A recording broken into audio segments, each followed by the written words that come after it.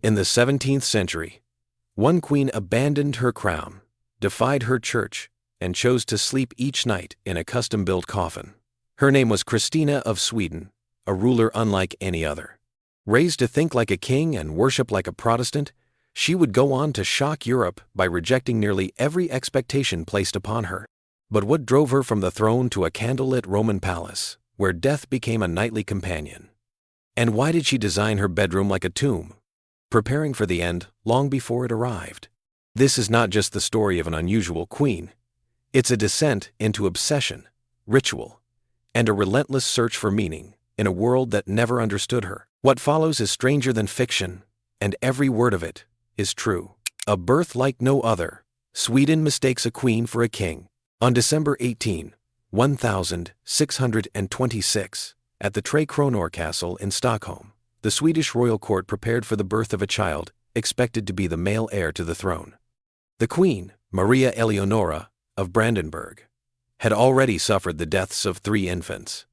This 4th pregnancy was seen not just as a matter of dynastic importance, but as a national concern. Sweden's monarch, King Gustavus Adolphus, was at the height of his power, but without a surviving male heir, the question of succession remained open and politically sensitive. At approximately 10:30 in the morning, Queen Maria Eleonora went into labor.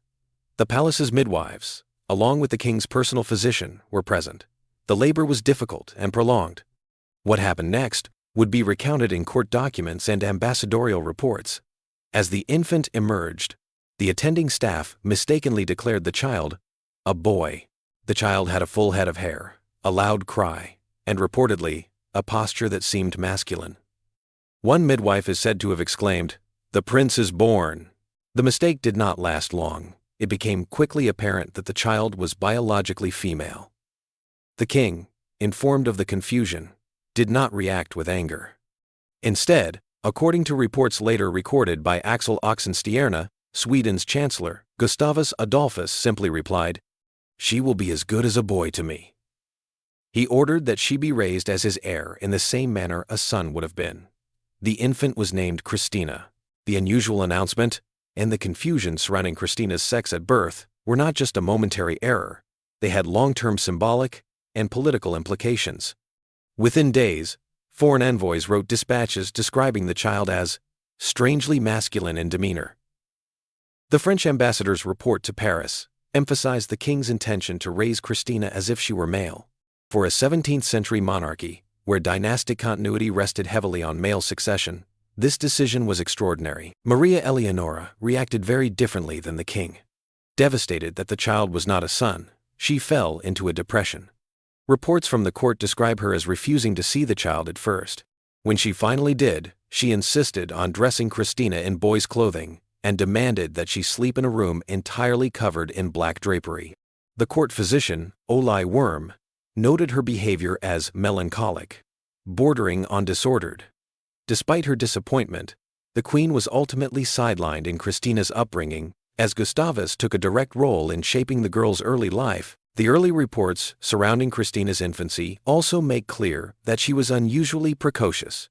By age 2, she was already mimicking the gestures and speech of soldiers and courtiers. Gustavus Adolphus, who had led Sweden through multiple military campaigns in the 30 Years' War, encouraged this. Visitors to the court, during Christina's toddler years, wrote of a child who carried wooden swords and barked orders to servants as if commanding an army. The broader context of Christina's birth adds to its strangeness. Sweden in the 1620s was a rising military power, Protestant and fiercely independent. Gustavus Adolphus had already modernized the Swedish army and was intervening in the Holy Roman Empire. His interest in building a legacy extended beyond warfare to education and governance. For him, a female heir was not a setback. It was a challenge to be met with strategy. Christina was christened on January 15, 1627, in the royal chapel of the Tre Kronor Castle. The ceremony was conducted with the full honors of a crown prince. The silver font used had been reserved for male heirs. Official records referred to her as the heir to the throne rather than princess. The symbolism was not lost on other monarchies in Europe. Some Catholic rulers, especially in Spain and Austria, questioned the legitimacy of a female heir in such a Protestant and militarized monarchy. But within Sweden, Gustavus's decision held firm. The king instructed the royal tutors to begin Christina's education earlier than was typical. At age 4, she was taught to read Latin. By age 6, she had begun memorizing passages from Cicero and Tacitus. Gustavus Adolphus selected the theologian Johannes Matthei as one of her tutors, a man who favored the fusion of classical learning with Protestant reformist thinking. Christina's curriculum included mathematics, history, rhetoric, and military strategy, none of which were traditionally offered to girls of the court. Christina's own recollections, written decades later in her memoirs, confirm that she was aware of the mistake made at her birth and how it had shaped her life. She wrote, "From the first moment, I was to be something other than what I was. It pleased my father to see in me a prince, and I pleased myself to live as one." She did not express resentment, but rather a sense of distance from conventional expectations. By 1630, when Christina was just 4 years old, her status as heir apparent was formalized. The Swedish Riksdag, or Parliament, publicly affirmed her position in the line of succession. This decision was rare for the time. It was not a matter of default, but of deliberate confirmation. Gustavus Adolphus had made clear that if he died, his daughter would inherit the throne. He stated in one speech to the council, "I trust she will one day wear the crown, not in name alone, but with wisdom." The initial confusion over Christina's sex shifted into a deliberate effort to shape her as a monarch. She was raised under the protocols of a male heir, addressed with authority, and trained to rule. Her identity within the court blurred traditional lines, aligning more with sovereignty than with gendered expectations. Raised as a prince, the king's plan for a daughter heir. In early 1627, only weeks after Christina's birth, King Gustavus Adolphus began issuing specific instructions that his daughter be raised as Sweden's future ruler. With no male heir and no legal obstacle to female succession under Swedish law, he made clear that Christina's upbringing would follow the path designed for a male sovereign. It was not a symbolic gesture. It was a structured plan, documented in state correspondence and implemented throughout the royal household. By the time Christina was 3, the structure of her environment had already shifted. Her nursery was relocated closer to the administrative chambers of Tre Kronor Castle. Her attendants and companions were selected from among educated male staff rather than noblewomen. Dolls and traditional feminine playthings were replaced by books, wooden swords, and political maps.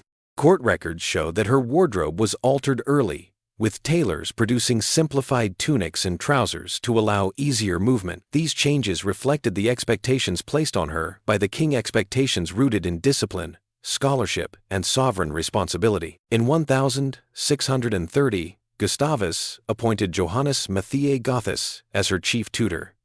Matthei was a well-known theologian and scholar who had studied in Rostock and Leiden. He was an advocate for Protestant humanism, and his approach to Christina's education was formal, rigorous, and rooted in classical literature.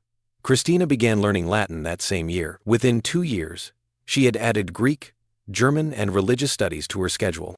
Her tutor's personal journals from 1632 note her early ability to recite long biblical passages in Latin and translate portions of Cicero's letters. She demonstrated high retention and a preference for historical material, especially Roman military and political affairs. Her daily schedule was modeled after elite male education.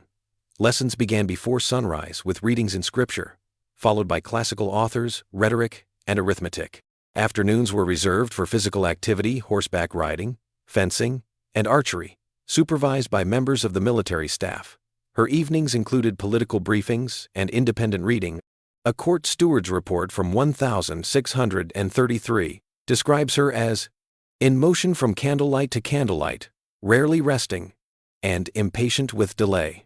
King Gustavus, though frequently absent due to campaigns in the 30 Years' War, remained involved in her instruction. He regularly sent books from the field.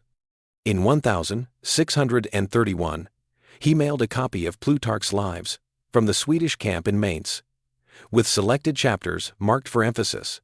His accompanying letter instructed Matthei to discuss the virtues of leadership and the failures of vanity. Gustavus emphasized that his daughter was not to be trained in the appearance of rule, but in its execution. His vision for Christina's future demanded fluency in law, war, and diplomacy. By age 7, Christina was permitted to attend meetings of the Council of the Realm. Though silent, she listened carefully and was later questioned by her tutors about the decisions made. Chancellor Axel Oxenstierna recorded in a 1634 memorandum that Christina absorbs discussion on tariffs and troop movements with unusual clarity. She began reviewing court records and learning how decrees were drafted and sealed. Her tutors instructed her in treaty language and required her to practice summarizing speeches given in council. Her appearance began to draw attention. Christina dressed in dark wool, preferred boots to slippers, and wore a short hairstyle by royal order. A visiting French envoy in 1635 described her as a curious child, attired as a young officer, and possessing more gravity than many men. These reports were sent to courts in Paris and Vienna, where observers debated whether Sweden's young heir could command authority abroad. At home, however, her status was never in question. She was always referred to as the heir in official documents, never as princess. Her mother, Maria Eleonora of Brandenburg, was largely excluded from the process. The queen's prolonged mourning over previous children had created tension within the court. In 1632, she was declared emotionally unfit to participate in Christina's upbringing and was removed from political life. Christina had limited contact with her after that point. In her later writings, she described her mother as unwell and distant, showing no warmth toward her memory. Christina's understanding of her role deepened through formal and informal instruction. She met regularly with senior officials to discuss current events. Reports from 1636 show that she reviewed taxation data from the provinces and was introduced to diplomatic correspondence. She practiced drafting responses in French and Latin, and memorized the sequence of ranks within the Swedish military. Her written work from this period, preserved in archives, includes detailed notes on legal codes and Roman governance, along with marginal questions about succession, authority, and civil obligation. She was given no instruction in music, embroidery, or etiquette beyond ceremonial protocol. Unlike other girls of her rank, she did not learn to dance or manage a noble household. Her handwriting was plain, optimized for legibility in official communications. The king had ordered that she be trained to read and write as a chancellor would, not as a lady of court. Christina's identity as a future ruler was reinforced at every level of her education. By her 10th year, it was evident that the plan was working. Foreign diplomats remarked on her ability to engage in complex discussion. A Brandenburg envoy in 1637 wrote that, "The child speaks of the empire as if born to its business, with little reference to toys or diversions." Christina herself resisted being treated as a child. When a visiting duchess attempted to curtsy to her, Christina reportedly told her not to lower herself to a child, but to a future monarch. Christina's sense of self was shaped by the deliberate absence of traditional gender roles. She was not asked to emulate queens or noblewomen. Her examples were emperors, generals, and theologians. Her behavior, dress, and language were constructed to project sovereign identity before she ever wore a crown. The death of a warrior king and the burden of inheritance. On November 6, 1632, King Gustavus Adolphus of Sweden was killed in battle near Lutzen, in present-day Germany. During heavy fog, he became separated from his men and was shot and stabbed by imperial troops. His body was later identified by officers and returned to Swedish command. His death occurred in the middle of Sweden's military campaign in the 30 Years' War and created an immediate succession crisis back home. His only surviving child was his 6-year-old daughter, Christina. Although officially named as heir years earlier, she had not been crowned, and the kingdom had never been ruled by a child monarch. The Swedish crown, army, and Protestant alliance all faced a leadership vacuum. Word of the king's death reached Stockholm within days. The Council of the Realm, led by Chancellor Axel Oxenstierna, assembled to secure the transition of power. Christina's mother, Maria Eleonora of Brandenburg, had no political authority and was considered unstable. Grieving and erratic, she refused to bury her husband's body, kept it in her quarters, and insisted Christina mourn beside it. Her behavior raised alarm among court officials, who feared disruption at a time of military and political pressure. She was quickly excluded from state decisions. Oxenstierna, already managing much of Sweden's foreign affairs, took immediate control of the situation. On December 8, 1632, the council publicly confirmed Christina as queen designate. Though too young to rule, she was recognized as monarch in title.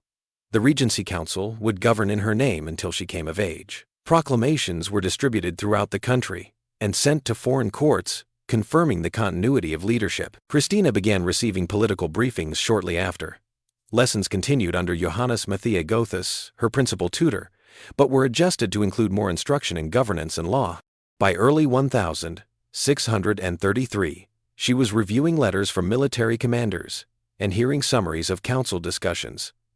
She had no legal power, but her exposure to state affairs increased. Gustavus Adolphus's body remained unburied for over a year. The queen refused a funeral until she was forced to comply. It wasn't until June 1634 that a state funeral was held at Ritterholmen Church. Christina, then 7, stood beside the coffin in ceremonial attire, holding a scepter and dressed in dark armor. She did not speak publicly, but her presence symbolized the continuity of the Vasa dynasty. The event was closely watched by both domestic nobility and foreign ambassadors. Soon after the funeral, the Regency Council took full control of court management and royal authority. In July 1636, Maria Eleonora was formally removed and sent to Gripsholm Castle. Christina, now entirely under the supervision of the council, was relocated to royal apartments within Tre Kronor Castle. Her attendants were selected by state officials. She would rarely see her mother again. Throughout the late 1630s, Christina remained a visible but controlled presence in court. She appeared at major ceremonies, received visiting dignitaries, and participated in religious observances. She was often seated alone on a raised platform, flanked by council members. Her status as queen was clear, but decisions were made without her input. Oxenstierna ensured that foreign visitors understood that the monarchy remained stable, even if its occupant was a child. Records from 1635 and 1636 show that Christina was now reviewing military maps, legal decrees, and tax documents as part of her training. She asked questions during briefings and developed a habit of analyzing reports. Officials noted her curiosity and seriousness, though they continued to treat her as a student of governance, not a participant. She was required to memorize protocol, rehearse public speeches, and observe the mechanics of power without exercising it. Oxenstierna remained the central authority. His correspondence during this period refers to Christina as capable of absorbing much, but always frames her role in terms of preparation. In one letter to a German ally he wrote, "She bears her father's name, but not yet his judgment." The Regency issued laws, conducted diplomacy, and controlled the army, all under her name as queen. Despite her limited agency, Christina began forming her own ideas. She questioned decisions, pushed to attend more sessions, and requested access to more foreign materials. She was particularly interested in European politics, the Holy Roman Empire, and Sweden's position within the Protestant alliance. Her reading included state letters, legal treatises, and histories of classical rulers. Tutors noted that she sometimes challenged their conclusions or rewrote passages with her own phrasing. The pressure to uphold her father's legacy was constant. Gustavus Adolphus was portrayed as a heroic Protestant king and military genius. His portrait hung in nearly every stateroom. His armor, sword, and writing desk were preserved in ceremonial chambers. Christina's education centered on understanding his rule, repeating his principles, and continuing his policies. Though she had been a child when he died, her entire training was built around embodying his legacy. Public expectations followed that image. During religious holidays, she processed through the city in royal carriages, greeted by clergy and soldiers. During council ceremonies, she sat silently as proclamations were issued in her name. She wore the insignia of monarchy, but had no authority to change policy. Her role was symbolic and instructional. At home, her life was highly regulated, her correspondence was monitored, visitors were approved in advance. Meals, reading hours, exercise, and instruction were scheduled without exception. Reports describe her as energetic, often restless, and at times resistant to imposed routines. Yet she complied with public duties and never attempted to break the rules of the Regency. A nation held by a child. The weight of the Regency years, from 1632 to 644, Sweden was ruled in the name of a child. Christina, Queen Designate, carried the title, but every decision, law, and foreign negotiation was made by the Regency Council. For 12 years, the kingdom existed in a state of managed monarchy, where legitimacy was embodied by a girl who had no legal authority to act, but whose presence remained essential for national stability. The Regency Council was led by Axel Oxenstierna, Chancellor of Sweden, and the late king's most trusted political architect. He coordinated domestic reforms and wartime diplomacy, while ensuring that Christina's public image remained strong and consistent. The council included several high-ranking nobles, but Oxenstierna dominated it in practice. He dictated the court structure, oversaw military appointments, and maintained Sweden's foreign alliances. Christina observed these processes closely but was not allowed to intervene. Throughout the 1630s, the 30 Years' War remained the central concern. Sweden's armies fought in the Holy Roman Empire under commanders like Johan Bonner and Lennart Torstensson. Oxenstierna managed battlefield logistics from Stockholm, and later from field headquarters in Germany. Christina was kept informed of the campaigns. Council clerks delivered weekly summaries. Maps of battlefronts were placed in her study, and tutors explained the meaning of troop movements and diplomatic shifts. She began attending more council sessions in 1637. Though silent, she was seated in view of all members. Her participation was ceremonial, but she was expected to learn through observation. Court records show she took notes during discussions about taxation, conscription, and grain shortages. When ambassadors visited, she appeared beside Oxenstierna during formal receptions, often introduced in Latin, French, or German depending on the delegation. Her schedule remained highly structured. She rose early, attended prayers, and followed a rotating sequence of subjects: Latin literature, law, theology, military history, and political geography. Physical training was also maintained, including riding, fencing, and long walks under armed supervision. The council viewed discipline as essential. She was being shaped to rule a country at war, not to serve in a decorative or ceremonial role. Despite the firm oversight, Christina showed signs of independent thinking. Her tutors noted her tendency to argue over translations and raise critical questions. In private lessons, she debated the role of monarchs in times of war and asked why certain military decisions had failed. She refused to perform traditionally feminine tasks and showed little interest in court fashions or marriage discussions. Court officials began to describe her not as a future queen in the usual sense, but as someone being trained for a role closer to that of a king. In 1640, she began reading state correspondence herself. She practiced drafting responses and was required to summarize each letter's content. Her handwriting was trained for clarity, and her Latin was refined to follow diplomatic standards. Oxenstierna reviewed her work periodically. In one surviving letter from 1641, he wrote, "She applies herself to state matters as if already burdened by the crown." The Regency also oversaw Sweden's expanding influence in the Baltic region. Military gains in northern Germany and control over key trade routes increased the complexity of governance. Christina's role in these discussions remained limited, but she was present for reports from Livonia and Pomerania. She memorized the names of governors, ports, and treaties. Ministers visiting Stockholm were required to pay their respects to her, reinforcing the idea that she was more than a placeholder. Her personal life was heavily restricted. She lived under constant supervision. Letters to and from her were filtered through secretaries. Play and recreation were limited. She had few close friends, though she formed a bond with Ebba Spar, a noble girl selected to serve as a court companion. Their relationship would later become the subject of public and scholarly speculation. But during the Regency years, it remained private and formal in court records. Religious instruction also played a central role. Sweden was a Lutheran state, and Christina received daily lessons in scripture, theology, and Protestant doctrine. She was required to memorize entire books of the Bible and rehearse theological arguments. Visiting bishops tested her knowledge during inspections. In 1642, the Archbishop of Uppsala declared her education exceptional among sovereigns, male or female. Though Christina performed all expected duties, she expressed frustration in private writings. She disliked the ceremonial restrictions and resented being watched at all times. She wrote that she longed for greater action and fewer repetitions. Her journals from 1643 reveal irritation with long court rituals and a preference for reading classical philosophy and Roman law. By this time, some in the council began preparing for her eventual assumption of power. In late 1643, internal discussions turned toward setting a formal date for her coronation. She would turn 18 in December 1644, the accepted age of majority. The council began arranging the transition. State accountants reviewed royal finances. Church officials prepared the coronation liturgy. Noble families discussed new alliances and possible marriage proposals.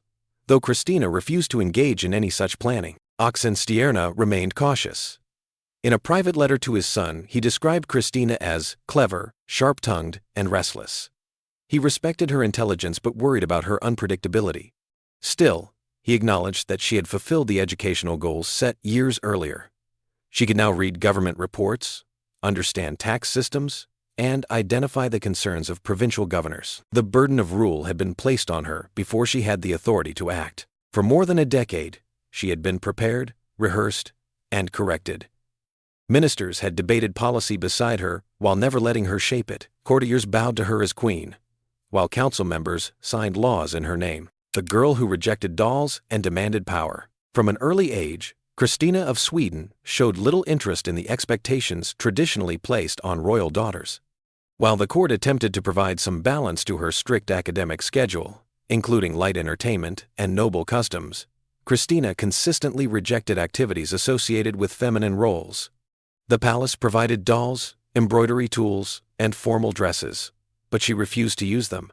Instead, she demanded more books, more lessons, and greater access to political discussions. Reports from her attendance in the late 1630s document her refusal to participate in ceremonial activities deemed appropriate for girls. When asked to sit with noble children during feast days, she often excused herself. She preferred to observe state matters or spend time reading in solitude. According to her tutor Johannes Matthias Gothus, she once stated flatly that a needle bores me, but maps do not. Court records from 1638 note that she tore a silk gown after being told to wear it in public, insisting it made her look like a bride, not a ruler.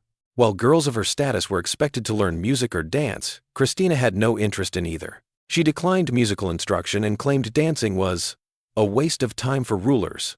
Her resistance to courtly customs became a point of quiet tension within the royal household. Attempts to reintroduce etiquette lessons failed repeatedly. The women appointed to soften her behavior were eventually dismissed, replaced by male instructors in politics, languages, and military history. Her relationship with Ebispara, a young noblewoman assigned as her companion, stood out as an exception. Christina allowed Spar to remain in her private circle, referring to her in letters as Belle, and expressing strong affection. While their closeness would later be subject to speculation, at the time it was seen primarily as a rare point of emotional connection. However, even Spare did not influence Christina to adopt traditional behavior. They read together, discussed philosophy, and avoided courtly activities entirely. Christina's physical presentation also challenged expectations. She preferred wearing plain clothing and often chose garments modeled after male court dress. She wore her hair short, in contrast to the long curls fashionable among noblewomen.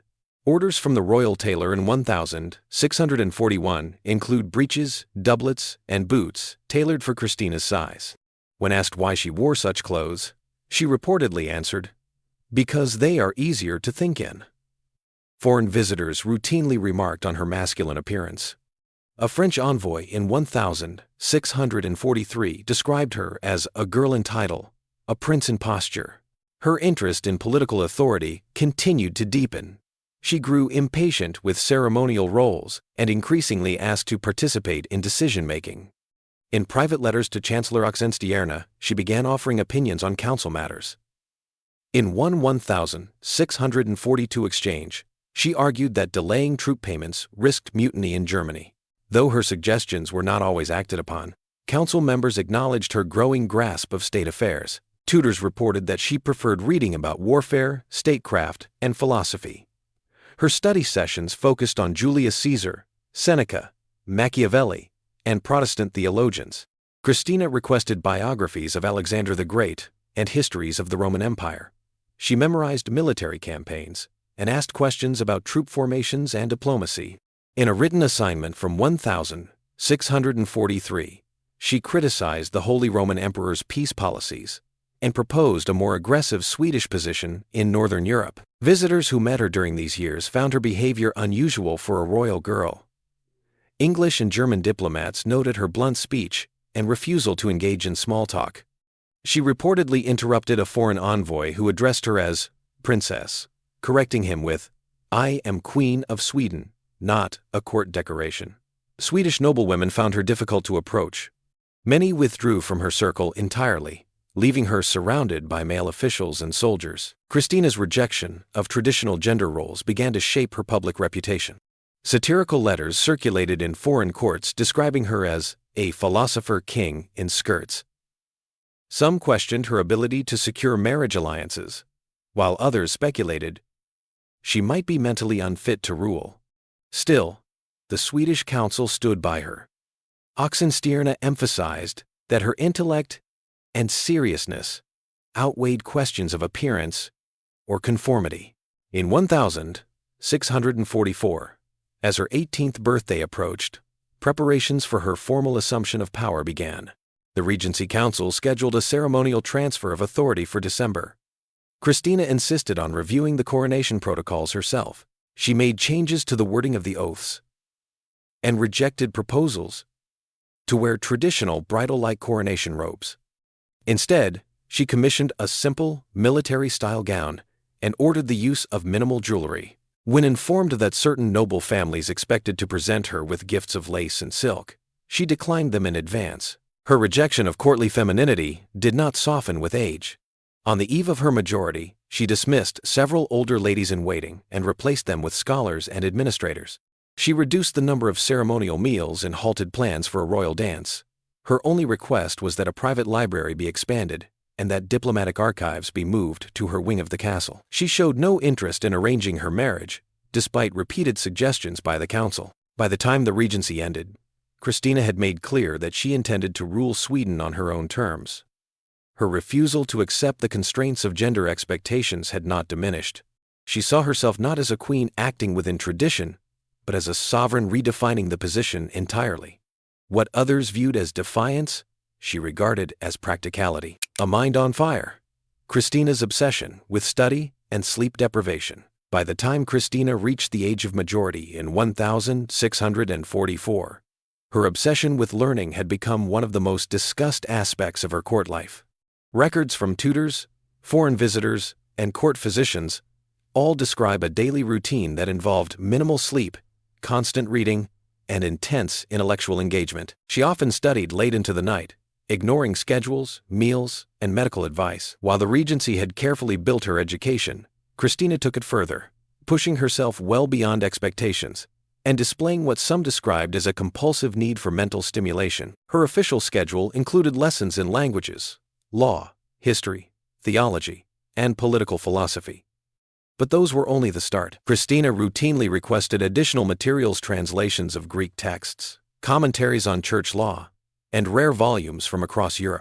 She read in Latin, French, Italian, German, and some Greek. In her private journals, she recorded sections from Seneca, Descartes, and Tacitus, often adding marginal notes and critical observations.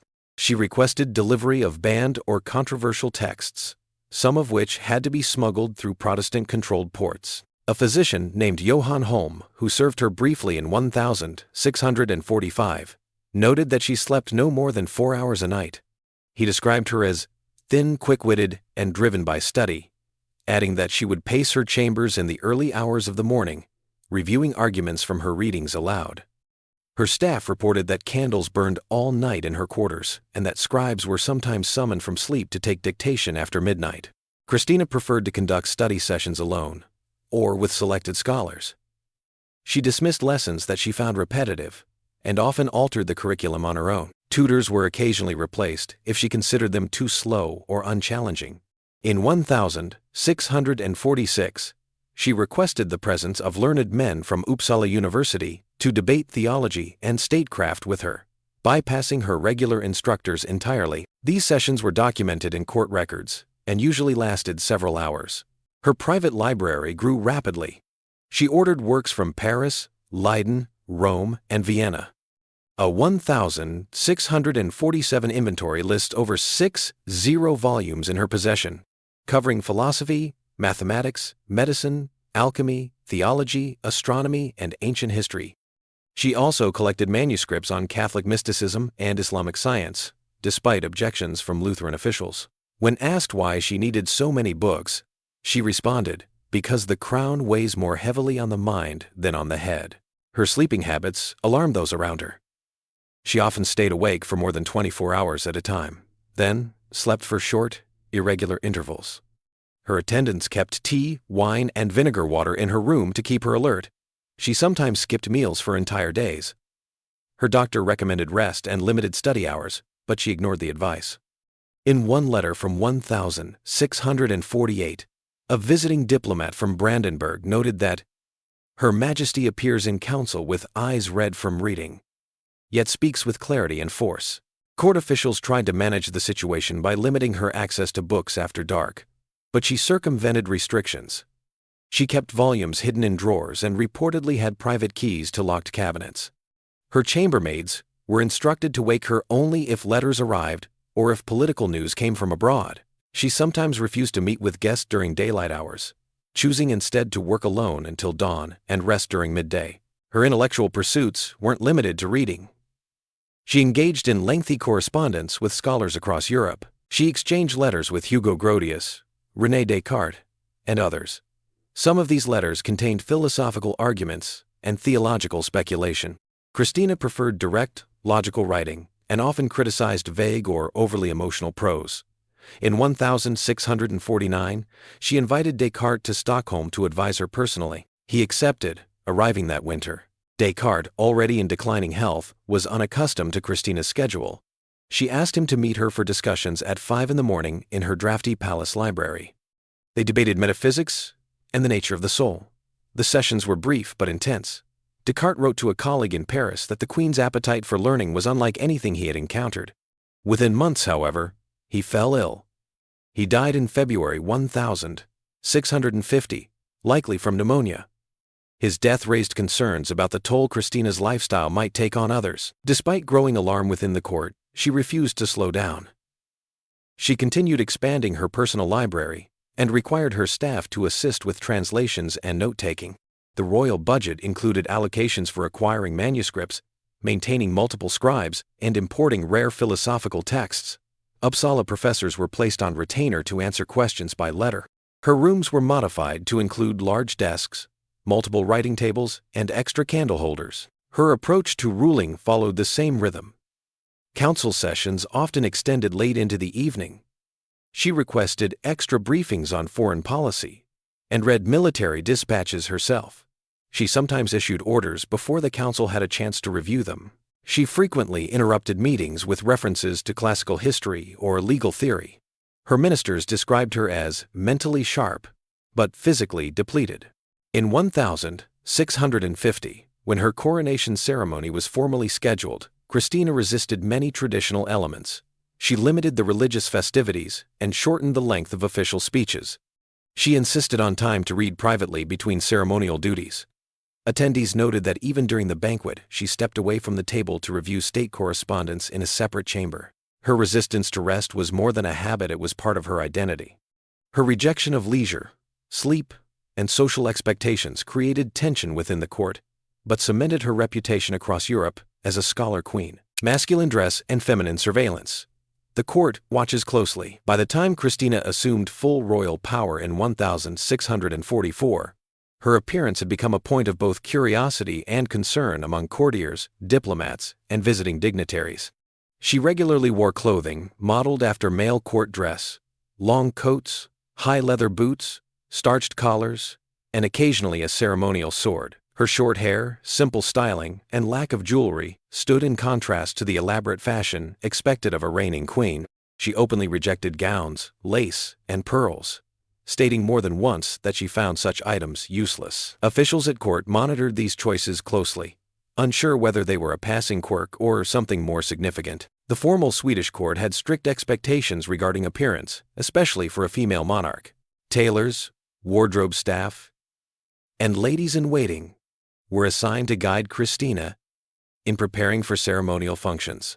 Records show repeated purchases of dresses, gloves, and silk accessories that she never wore. She ignored fitting appointments, repurposed male garments from the royal wardrobe, and frequently dismissed staff who commented on her choices.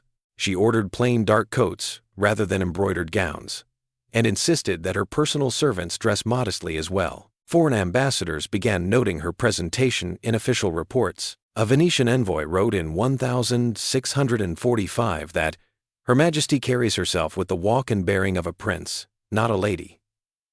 A French diplomat added, She has the voice of a man and the stubbornness of a soldier. Some interpreted these traits as signs of strength and independence, while others viewed them as evidence of instability.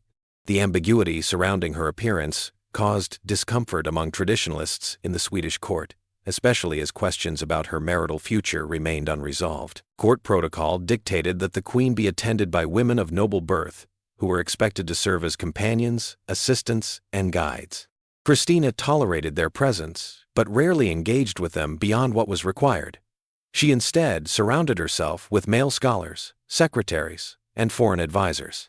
Ministers began to express concerns about her limited interaction with noblewomen. Some wrote that her rejection of female companionship created distance between her and the aristocracy. Surveillance around her behavior increased during this period. Letters between members of the Regency Council and senior clergy reveal a growing unease. The court chaplain, Johannes Canuti Linnaeus, recorded that Christina had refused to take part in traditional female devotions during Holy Week and had dismissed hymns in favor of philosophical readings. In 1646, Bishop Laurentius Paulinus reported that she showed no softness, no interest in wifely or maternal roles. These assessments were passed to Oxenstierna, who remained protective but wary. Christina did not hide her views. In a conversation with an English ambassador, she stated that she had no desire to marry and considered the expectation absurd.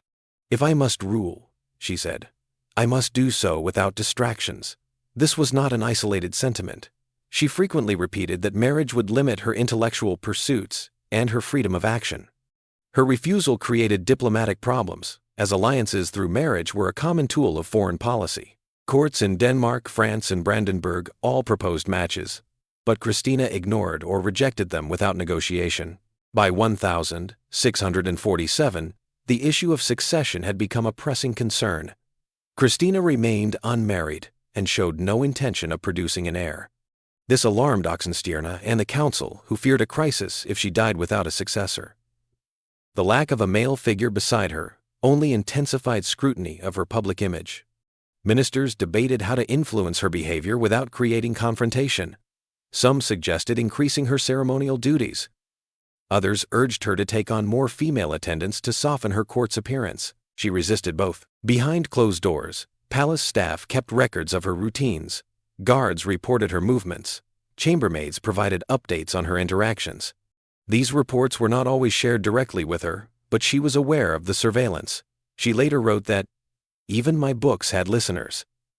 The constant observation did not change her conduct. If anything, it reinforced her distance from the rituals of court life. She began making symbolic changes to the court structure.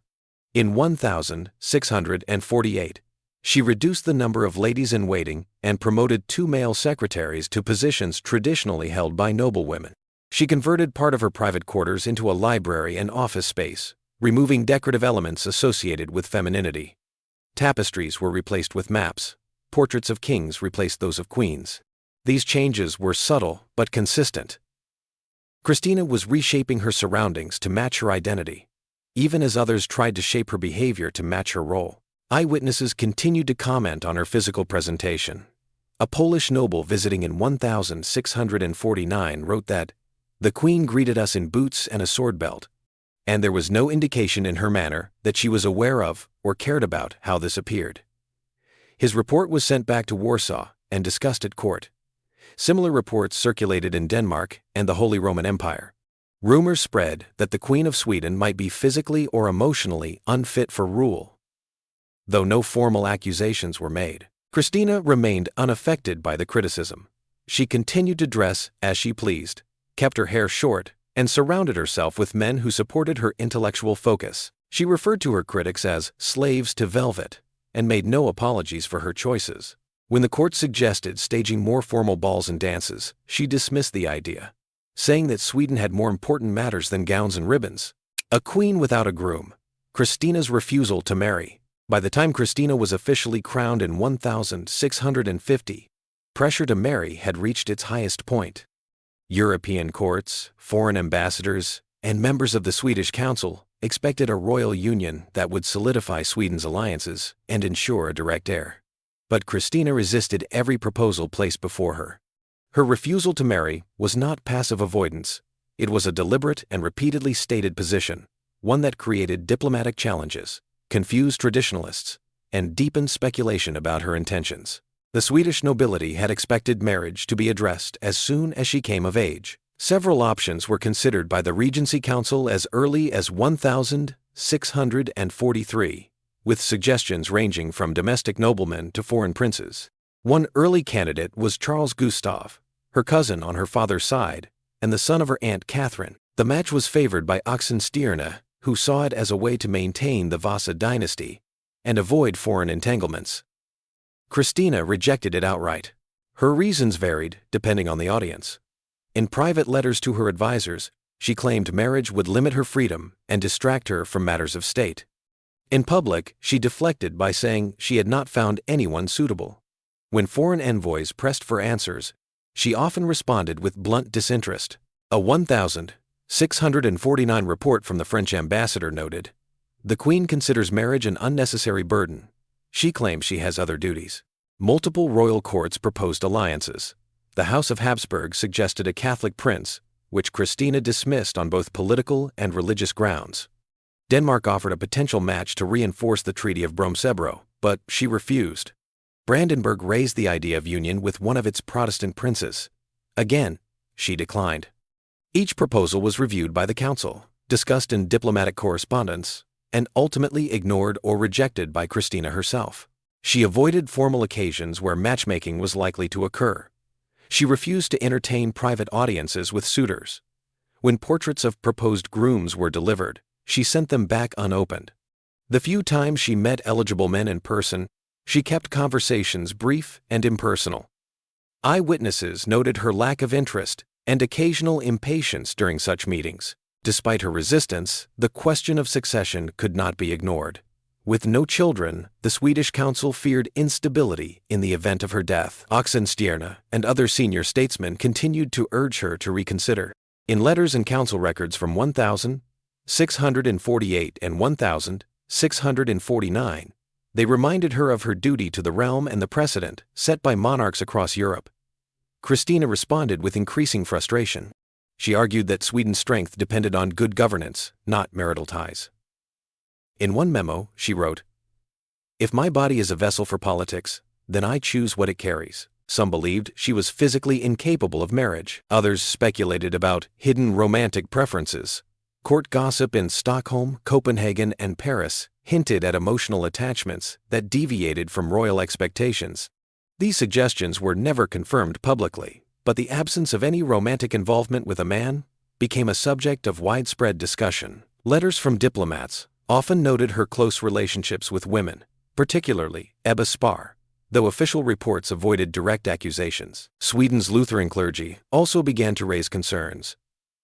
Pastors warned that an unmarried queen sent the wrong message to the kingdom. They argued that marriage was part of the natural order and reinforced divine authority. Christina ignored such warnings. She continued to attend services but refused to alter her private decisions. A 1650 sermon delivered in Uppsala emphasized the importance of lineage and called on rulers to plant future branches of the tree. Christina did not attend. By 1651, the pressure reached a breaking point. Oxenstierna and his allies presented a formal memorandum urging Christina to choose a husband or name a successor. They warned that her indecision placed the realm at risk. Christina responded by requesting Charles Gustav be declared heir presumptive. She made it clear she would not marry, and she would not change her mind. The council reluctantly agreed. Charles was officially recognized as her successor, though she still retained full power. That same year, she began discussing abdication for the first time. She claimed exhaustion and cited her desire to focus on scholarship and travel. Some saw this as a response to years of pressure over marriage. Others viewed it as a calculated move toward a larger personal transformation. Regardless of motive, her refusal had become central to her identity as a ruler. She had created a space within the monarchy that excluded one of its most entrenched obligations. Foreign governments adjusted their strategies. Marriage negotiations ceased. Instead, they focused on securing favorable treatment for trade, military cooperation, and religious alliances. Sweden's ambassadors were instructed to downplay Christina's marital status and emphasize her effectiveness as a ruler. Public messaging within Sweden followed the same approach. Royal proclamations praised her intelligence, discipline, and contributions to the state, without mentioning family or legacy. Her image continued to evolve. Portraits, painted after 1650, increasingly depicted her in gender-neutral or masculine attire, often with books or military symbols, instead of the traditional symbols of queenship. One painting commissioned in 1651 shows her in dark robes, seated beside a globe and open manuscripts, with no trace of domestic imagery. She was portrayed as a sovereign of intellect and command, not of lineage or motherhood. By the time her abdication began to take shape in late 1651, the issue of marriage had faded into the background. Christina had made her position clear. She would not take a husband, she would not bear children, and she would not allow tradition to dictate her private choices. The court accepted it, the council adapted, and Europe moved on to other matters. Ebba Spar and the letters no one could explain. Ebba Spar, a Swedish noblewoman from one of the kingdom's most prominent families, entered Queen Christina's court in the early 1640s.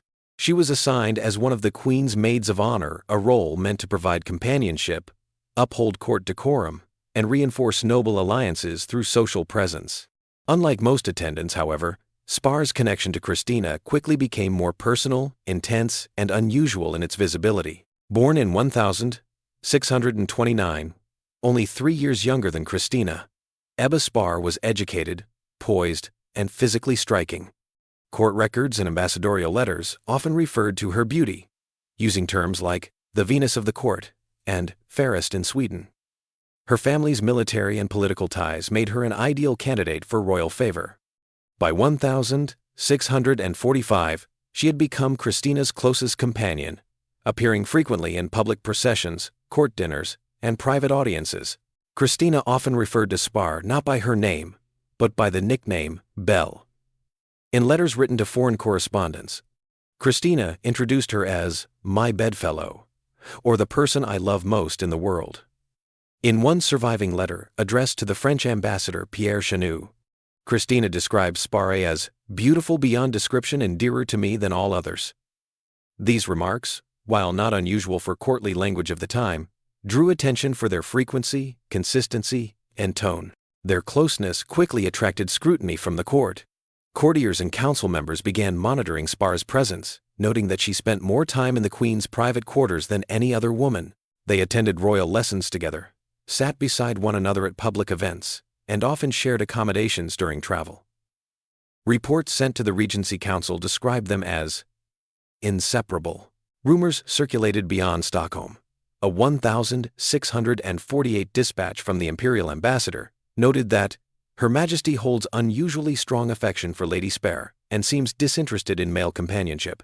In Paris, Christina's letters to Chanute mentioning Spar were copied and privately discussed by members of Cardinal Mazarin's inner circle. The wording, which emphasized physical admiration and emotional dependence, raised questions about whether the relationship was romantic in nature. The court took no official action, but surveillance increased. Guards reported Spar's visits to Christina's quarters late at night. Letters between the Queen and Spar were screened before delivery. Attendants were reassigned. In 1650, Oxenstierna reportedly expressed concern about the public perception of the Queen's intimacy with one of her ladies. Though there is no record of direct intervention, efforts were made to separate them discreetly during official ceremonies. Christina resisted any attempt to restrict their relationship. She continued to elevate Spar's status at court, giving her roles typically reserved for higher-ranking noblewomen.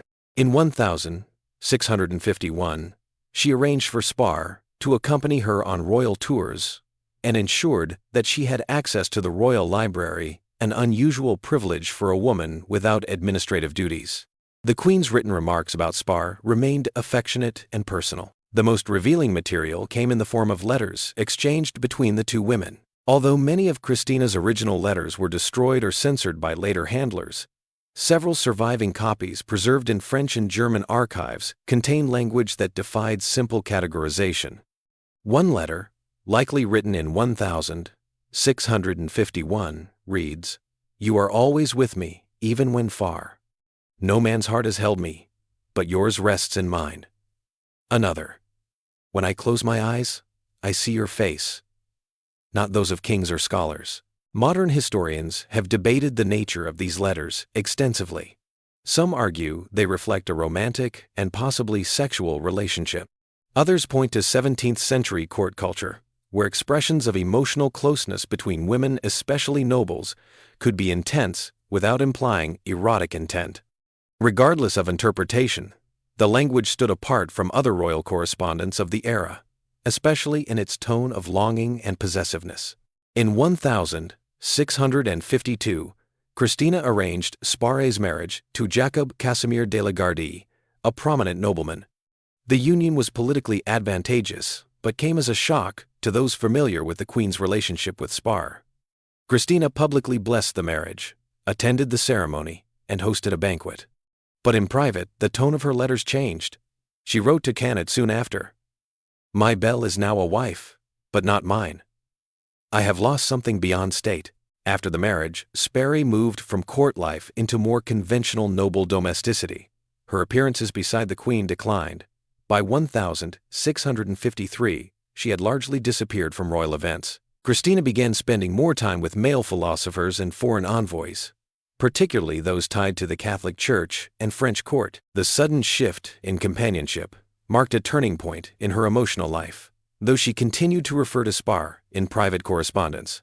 Rumors of the nature of their relationship did not end with Spar's departure. Instead, they intensified as Christina's own behavior grew more unconventional. Some suggested the Queen's emotional withdrawal from court life was linked to the loss of Spar's presence.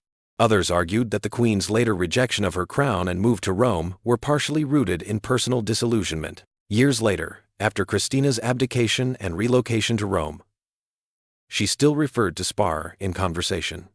In a 1660 letter to a French friend, Christina wrote, "There are affections that do not die, though their objects belong to others." Spare remained married, raised children, and held noble titles, but she never returned to Christina's inner circle. To this day, historians remain divided over the letters. Some view them as early evidence of same-sex romantic attachment within royal circles. Others see them as intense but non-romantic expressions of companionship. What is clear is that the relationship between Christina and Ebba Spar did not follow the expectations of royal decorum, and it disrupted the carefully managed image of the Swedish court. The velvet box. When Christina began sleeping in a coffin, sometime in the early 1650s, as pressures mounted inside and outside her court, Queen Christina began exhibiting behaviors that confused even her closest attendants. Among the most startling was her decision to sleep in what she referred to as the box, a narrow, custom-built structure lined with velvet, resembling a coffin.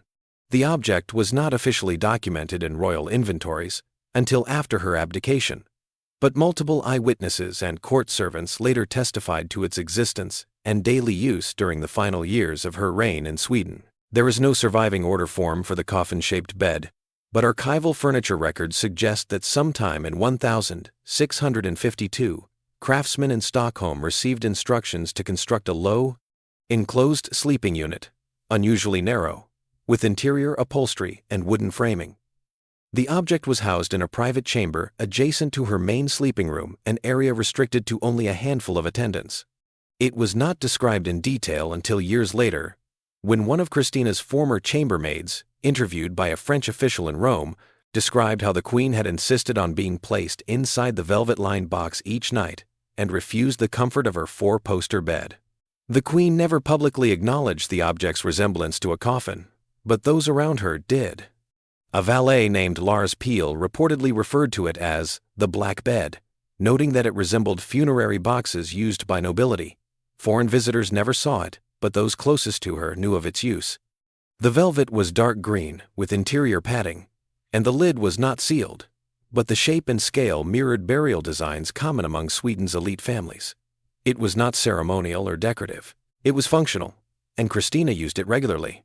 The motivation for this behavior was never clearly explained. Court physicians were not consulted, and there are no medical records suggesting it was prescribed. Some historians have speculated that it was symbolic, a ritual expression of Christina's fixation on mortality, religious transformation, or philosophical detachment. Others believe it was a coping mechanism developed during a period of personal isolation and psychological strain. Christina's refusal to marry, her emotional break with Ebba Spar, and increasing pressure from the council may all have contributed to the decision. At the time, Christina had begun withdrawing from traditional court life. She canceled dances, reduced ceremonial appearances, and spent long hours in private study. She often wore black robes and kept the windows of her chambers partially covered. Candles burned late into the night. Her servants were instructed to move quietly. She spoke less in public and issued orders through intermediaries. The coffin bed was one component of this retreat. In 1653, an Italian visitor associated with the Vatican's diplomatic service visited Stockholm. Though denied private access to the Queen, he later wrote that rumors swirl in this cold palace that the Queen rests as if dead and keeps the light from her chambers. This statement, though vague, lines up with court servants' later testimony about the coffin bed and the darkened rooms. Christina did not deny the rumors, nor did she confirm them. She simply carried on with her nightly routine. The box itself became a symbol of growing unease within her household. Some attendants refused to enter the chamber where it was kept. Others claimed that she had modified her sleeping schedule to align with religious fasts or ancient monastic routines. She reportedly refused sleep on certain nights entirely, then rested in the box for brief hours during daylight. The practice was deeply private. Only a few court women were allowed to help her prepare the bed, and none were permitted to speak of it while she reigned. Though Christina offered no written explanation, her reading materials during this period offer some clues. She had acquired several texts on Stoicism, early Christian asceticism, and monastic discipline. She read biographies of saints who practiced extreme self-denial, including Simeon Stylites and Catherine of Siena. She also studied accounts of Roman emperors who meditated on death as part of their preparation for rule. It's possible that she viewed the coffin not as a morbid object, but as a philosophical tool, a reminder of mortality, detachment, and impermanence. Swedish nobles began to whisper that the Queen had grown unstable. Letters from council members to Oxenstierna reference her seclusion and strange habits. Some advised increasing her ceremonial duties to pull her back into public view. Others suggested that her behavior was a sign that she no longer wished to rule. These concerns intensified in late 1653, when she began voicing dissatisfaction with the throne and raised the possibility of abdication. Even then, the box remained. She slept in it the night before major council meetings. She used it during periods of fasting. She reportedly had one of her attendants kneel beside it each morning to pray with her. There is no record of her ever explaining it directly. The object remained in her private possession until she left Sweden. Whether it was transported to Hamburg or Rome remains unclear, though some reports suggest she ordered a similar structure to be made after her relocation. The symbolism of a living queen sleeping in a coffin was not lost on those around her. It raised questions about her state of mind, her religious leanings, and her long-term intentions. But no one could challenge her directly. She remained lucid, sharp in counsel, and legally sovereign. The box was never publicly mentioned in official court correspondence. It existed in silence, in a private room behind closed doors, waking to shadows, her fascination with death and the afterlife. By the early 1650s, Queen Christina's fascination with death had moved beyond private ritual and entered her intellectual life. What had begun as unusual behavior, sleeping in a coffin-like bed, dressing in dark, austere garments, and withdrawing from courtly celebrations, was now matched by a deliberate engagement with death as a subject of study. Her personal library expanded to include theological treatises, mystical writings, and accounts of visions and martyrdoms. Those closest to her noticed a shift in her interests. From political theory and classical history to eschatology, asceticism, and the afterlife. Her reading lists during this time included texts by early church fathers such as Augustine and Jerome, writings of Catholic mystics like Teresa of Avila, and commentaries on death rituals from Eastern Orthodox and Islamic traditions. Many of these materials had to be imported secretly or through diplomatic intermediaries, since they fell outside the bounds of Sweden's strict Lutheran orthodoxy. She also studied Latin translations of apocryphal scriptures, including accounts of angelic visitations and descriptions of purgatory. Her conversations reflected the same preoccupation. Members of the court who dined with her during this period noted how often she returned to themes of mortality and the soul. A court scribe recorded in 1652 that Her Majesty speaks frequently of saints, bones, and the end of all flesh. Another noted that she had begun writing marginal notes in the Book of Revelation and had asked whether the soul could retain memory after death. She consulted with clergymen both inside and outside Sweden. Though publicly still aligned with Lutheranism, Christina requested writings from Jesuit authors and engaged in secret correspondence with Catholic thinkers. In one letter to a French cleric in 1653, she asked whether spiritual enlightenment could come through the contemplation of one's own deathbed. She wrote, "Does the mind see more clearly when the body prepares for decay?" The same year, she ordered portraits of martyred saints and requested that one of them be hung near her coffin bed. Her visual surroundings changed as well. Artworks in her chambers began to reflect themes of death, resurrection, and divine judgment. She commissioned paintings of skeletons, hourglasses, and extinguished candles, classic symbols of vanitas, used to emphasize the brevity of life. A Flemish still life featuring a skull and open Bible was placed on her writing desk. Visitors remarked that her quarters no longer resembled a royal residence, but more a scholar's crypt. She showed growing interest in relics and bones. Although relic veneration was not practiced in Swedish Protestantism, Christina requested fragments of saints' remains from Rome. These were sent discreetly through diplomatic channels, labeled as antique objects or historical pieces. She handled them personally and placed them in private alcoves within her study. A note from her valet, dated November 1653, mentions the arrival of a finger bone in a velvet pouch, which Christina reportedly examined for several hours. This fascination with the afterlife extended into her political thinking. She began to speak of monarchy as a temporary condition and told members of her council that death was the only crown that could not be taken away. These statements alarmed Oxenstierna and other senior advisors. Letters from this period show increasing concern about her mental state and stability. But Christina remained lucid, issuing royal decrees and managing foreign correspondence without error. The conflict was not between madness and reason, it was between two different views of life's purpose. Her rituals became more structured. She scheduled time each day for what she called meditatio mortis, a period of quiet contemplation on death. She removed clocks from her chambers and replaced them with sand timers. Her meals grew simpler.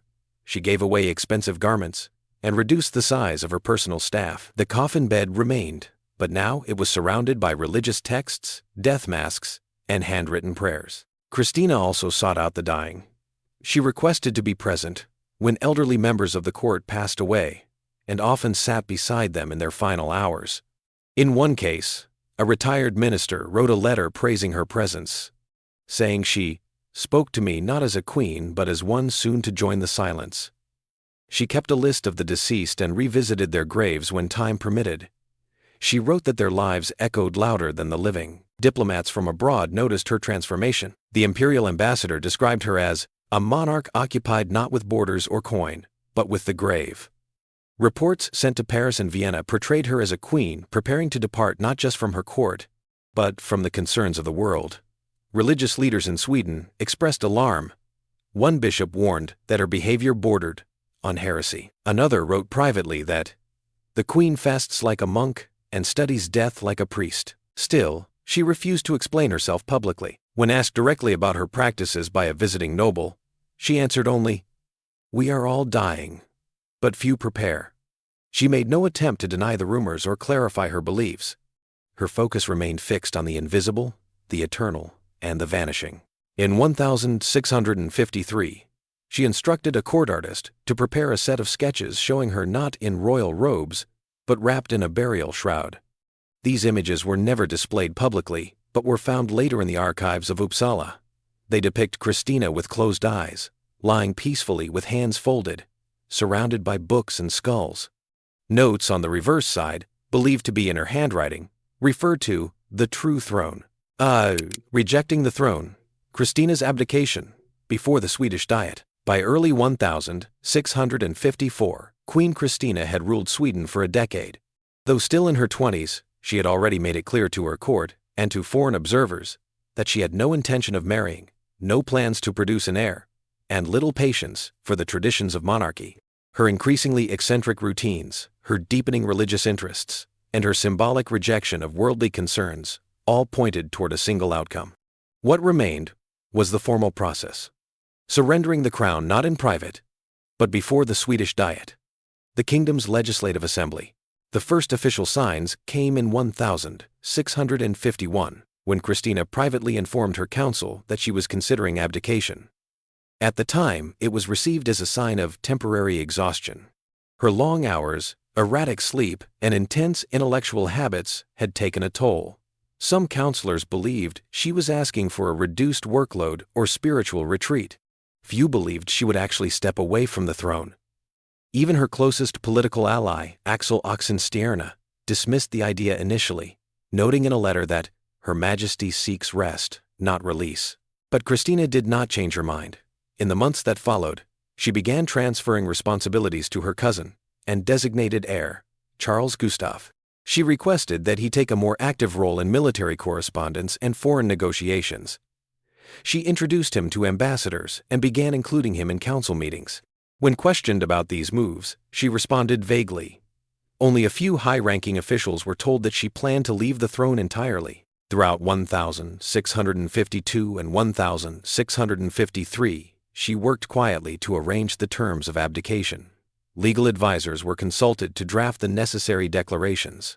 Representatives from each estate of the realm, the clergy, nobility, burghers, and peasants would need to approve the transfer of power at the next formal assembly.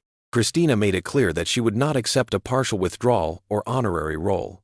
She wanted a complete end to her reign, and the formal acknowledgement that Charles Gustaf would succeed her. The idea remained controversial. Many feared instability.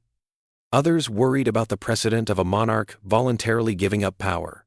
Some suspected the influence of foreign agents or religious motives, especially as Christina continued her private correspondence with Catholic circles in France and Rome. The Swedish clergy, firmly Protestant, viewed her behavior with growing alarm, but Christina remained firm. She told her advisors, "I have done my duty. I have no desire to wear the crown any longer." The Diet was scheduled to meet in Uppsala in June 1654. Leading up to the event, Christina finalized the ceremonial details. She insisted on a dignified transfer, free of drama or excessive spectacle. She wrote her abdication speech herself, refusing help from her secretaries. The tone was formal, restrained, and direct. She made no mention of religion, future plans, or regrets. The document was prepared in Latin and Swedish and distributed to members of the assembly in advance. On the morning of June 6, 1654, the Uppsala castle filled with delegates from across the kingdom. Guards were stationed at the gates. Officials from each estate gathered in the great hall. Christina appeared dressed in a simple gown of black and silver, without jewels or crown. Her hair was pulled back, and she carried a small scroll in her hand. She was accompanied by Charles Gustaf and several members of the Privy Council. She stood before the assembly and read her statement aloud. In it, she thanked the realm for their trust, acknowledged her cousin as her chosen successor, and requested their formal approval of the transition. She expressed no personal sentiments. Witnesses described her voice as calm and unwavering. There was no visible emotion. Once the reading was complete, she turned to Charles Gustaf, removed the regalia of state, and handed them to him one by one. The regalia included the royal scepter, orb, and key symbols of power and governance. Finally, she removed the crown from her head and placed it before him. The gesture was deliberate and silent. He accepted each item without speaking. A royal clerk stepped forward and read the formal confirmation of succession. Members of the Diet, in turn, stood and gave their assent. Reports from those present described the moment as tense, surreal, and unforgettable. One nobleman wrote, "Never before has a monarch stepped down with such stillness. It was as if she was already a shadow." A Danish envoy present at the scene described it as a funeral for power. Following the ceremony, Charles Gustaf was formally recognized as King Charles X of Sweden. He was crowned 2 days later in a separate ceremony. Christina did not attend. She remained in her private chambers, having completed her role as queen. She requested no farewell celebrations and declined a state procession. Instead, she packed her belongings, books, manuscripts, clothing, and personal relics and prepared to leave Sweden. Within weeks, she left for the continent, officially for rest and travel. But few believed that was the full story. She brought only a small entourage, avoided the public eye, and slipped away quietly. Her departure, while understated, carried enormous symbolic weight.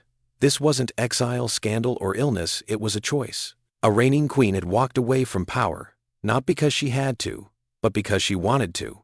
And in doing so, she rewrote the rules of monarchy. Crossing faiths. The Protestant queen converts to Catholicism. After abdicating the Swedish throne in June 1654, Christina left her homeland under vague pretenses of travel and rest. In reality, her destination was carefully chosen, and her intentions had already been set in motion long before she surrendered her crown. Her secret correspondences, quiet theological inquiries, and curated reading list all pointed to one of the most dramatic shifts of her life, her conversion from Lutheran Protestantism to Roman Catholicism. Sweden, under her father Gustavus Adolphus and the Regency Council, had been firmly Lutheran. The Swedish Church was state-controlled, and religious uniformity was expected of its rulers. Conversion to Catholicism by a monarch current or former was unprecedented, and in practice, viewed as an act of betrayal. Christina knew this. She deliberately concealed her intentions from her council, clergy, and the public, understanding that any hint of Catholic leanings could cause political fallout and possibly block her abdication. Her journey southward took her through Denmark and the German principalities before arriving in the Netherlands. There, in The Hague, she maintained the appearance of a former queen traveling for cultural enrichment. Yet behind the scenes, she was already in contact with Catholic envoys. French Jesuit François Vasseur had begun exchanging letters with her as early as 1651. In 1654, shortly after arriving in Antwerp, Christina began formal instruction in Catholic doctrine under Jesuit guidance. The Jesuits, particularly Giovanni Paolo Oliva and his associates, had been aware of Christina's interests for years. They had received reports from diplomatic channels about her reading habits, her fascination with relics, and her letters requesting Catholic texts. She had read the works of Thomas Aquinas, Teresa of Avila, and Ignatius of Loyola. According to Jesuit records, she had also expressed admiration for the intellectual depth and ritual complexity of the Catholic Church. Two things she claimed were absent from Sweden's Protestant services. On December 24, 1654, Christina entered the city of Innsbruck, Austria. There, in the chapel of the Hofburg Palace, she made her official conversion. The ceremony was private but documented by church officials and imperial witnesses. She was received into the Roman Catholic Church by Cardinal Azzolino's associate, Father Gustavus Dudley, a fellow convert of noble English descent. The Mass of conversion was performed in Latin. Christina swore the Tridentine Oath, renounced Lutheran doctrine, and took communion as a Catholic for the first time. She used her birth name, Christina Augusta, during the rite. No foreign dignitaries or Swedish nobles were present. The secrecy of the event had been intentional. She wished to avoid retaliation against any family or former associates still in Sweden.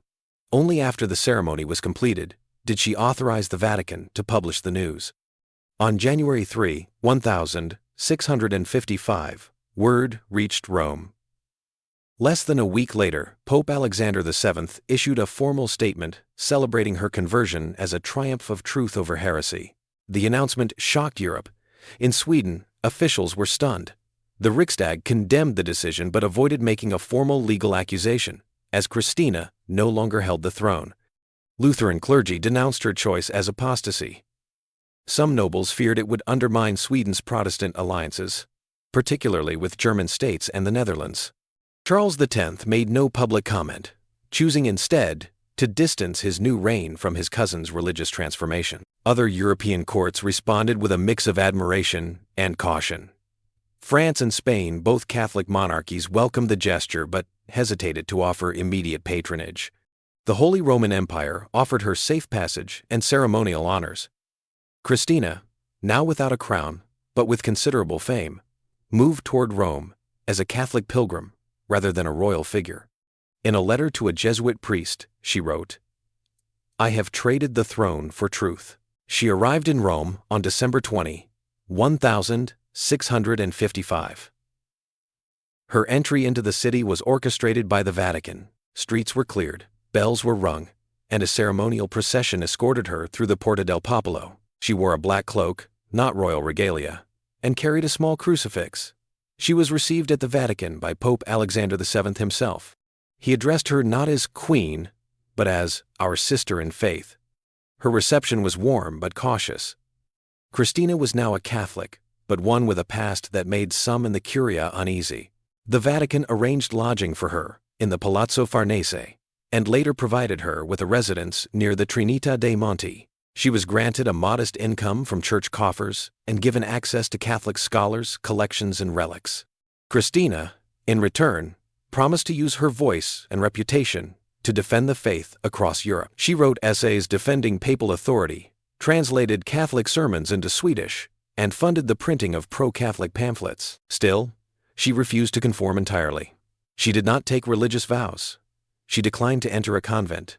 She insisted on retaining her own household staff, many of whom were not Catholic. She maintained a personal library with books considered suspect by some clergy. She also continued to use the title Queen of Sweden, though unofficially, which led to occasional tensions with Rome. Over time, her presence in the city became a curiosity. Pilgrims sought to glimpse the converted queen. Artists painted her portrait in pious poses. Foreign ambassadors watched closely, wondering if her conversion would affect diplomacy. For Christina, however, the decision had already been made. In her letters, she described Protestantism as a half-built house, and Catholicism as the complete form of God's design. A scandal at every court. Christina's life in European exile. After her dramatic conversion to Catholicism and arrival in Rome in late 1655, Christina of Sweden began a new chapter, not as a queen in power, but as a royal curiosity, a political wildcard, and a source of fascination across Europe. Without a throne or official function, she moved between cities, courts, and intellectual circles, frequently welcomed and just as frequently expelled or criticized. Wherever she went, controversy followed. Though Rome became her long-term home, Christina did not stay there continuously. In 1656, less than a year after her public reception by Pope Alexander VII, she left for France. Her purpose was partly political. She hoped to act as a mediator between France and Spain in their long-standing conflict, the Franco-Spanish War, which had dragged on since 1635. Christina positioned herself as a neutral, respected figure, and she believed her status as a former queen and new Catholic convert gave her influence. She traveled to Paris and was received with ceremony by the French court. However, her behavior quickly raised eyebrows. Christina demanded royal treatment, including a ceremonial guard, housing in a royal palace, and the right to issue decrees to her entourage. She ignored French court etiquette, spoke bluntly to nobles, and refused to bow to senior members of the clergy. The French, who valued hierarchy and decorum, were offended. Cardinal Mazarin, the chief minister to King Louis XIV, privately wrote that Christina carried herself with the pride of a reigning monarch and the recklessness of a philosopher. Code. The most damaging event occurred in January 1657. During her stay in Fontainebleau, Christina ordered the execution of one of her close servants, Marchese Gian Rinaldo Monaldeschi. He had served as her master of the horse, a trusted position, but was accused of betraying her confidences, possibly involving the leak of sensitive correspondence. The exact details remain unclear, but what is known is that Christina arranged for his trial and execution to be carried out by her own guards within the royal palace. Monaldeschi was interrogated and then killed by sword in the palace gallery. French officials were not consulted, and the execution was not sanctioned by local authorities. The act violated every rule of host country sovereignty and horrified the French court. When asked to explain, Christina claimed she had sovereign authority as a queen in exile and had the right to administer justice to members of her household. The French government disagreed. Though she was not arrested, she was asked to leave the country. Christina returned to Rome under a cloud of scandal. Pope Alexander VII defended her publicly, noting that the crime had not occurred on church soil. Still, her reputation suffered. Many in the Curia questioned whether she could be trusted, and foreign envoys labeled her dangerous and unstable. She remained defiant. In a letter to a Roman friend, she wrote, "What king has not spilled blood to preserve honor?" Despite the controversy, she remained active.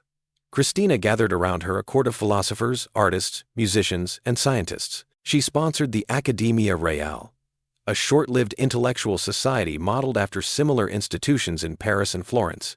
She hosted salons, participated in theological debates, and continued writing essays. Her Roman palace became a center of discussion, argument, and speculation. But her erratic behavior continued.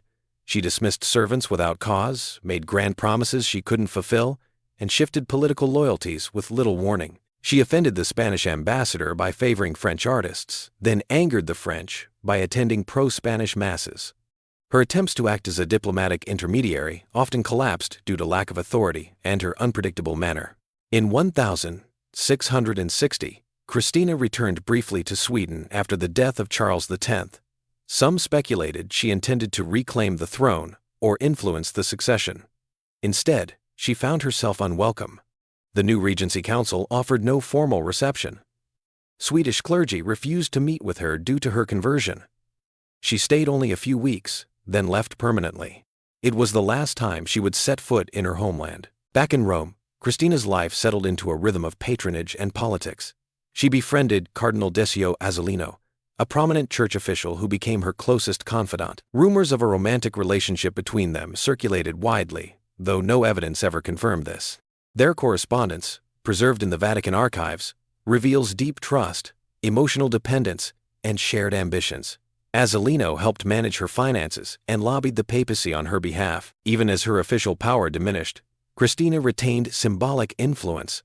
The Vatican used her as a poster figure for Catholic success, proof that even Protestant royalty could be brought into the church. Her presence at public masses, Catholic ceremonies, and papal processions was carefully managed to reinforce that narrative. Still, tension followed her. She argued with cardinals over money. She insisted on using the title Queen of Sweden in all documents. She occasionally threatened to move to France or Naples if her requests were denied. Her court remained small but active, filled with displaced nobles, scholars, and servants from various countries. Few stayed long. Christina also struggled with money. She had no direct income from Sweden, and the Vatican's support, while generous in appearance, was tightly controlled. She sold artwork, pawned jewels, and lived on credit extended by Roman banks. At times, her debts mounted to embarrassing levels, forcing Azzolino to intervene. Despite the instability, she remained intellectually active. She continued to write, correspond with thinkers across Europe, and study theology. She maintained a fascination with immortality, death, and esoteric knowledge. Her court, though chaotic, became a unique space, half salon, half sanctuary, for those who, like her, lived on the margins of power. Alchemy, astrology, and the search for immortality. By the late 1660s, Queen Christina's intellectual focus had shifted away from politics and public religious debate toward more esoteric subjects. Now living permanently in Rome, she turned her attention to alchemy, astrology, and occult philosophy, fields considered unorthodox, even within the wide-ranging interests of Catholic intellectual circles. What had once been royal eccentricity evolved into a sustained and serious pursuit of hidden knowledge, transformation, and the question of life beyond death.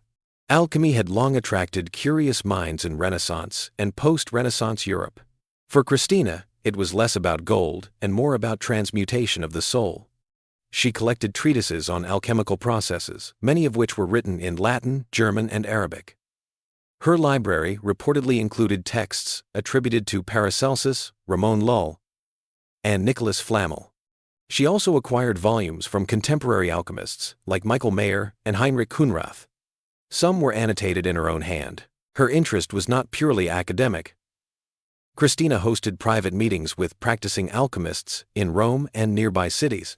One of the best documented figures in her circle was Giuseppe Francesco Borri, a controversial physician and alchemist who had fled prosecution in several Italian states.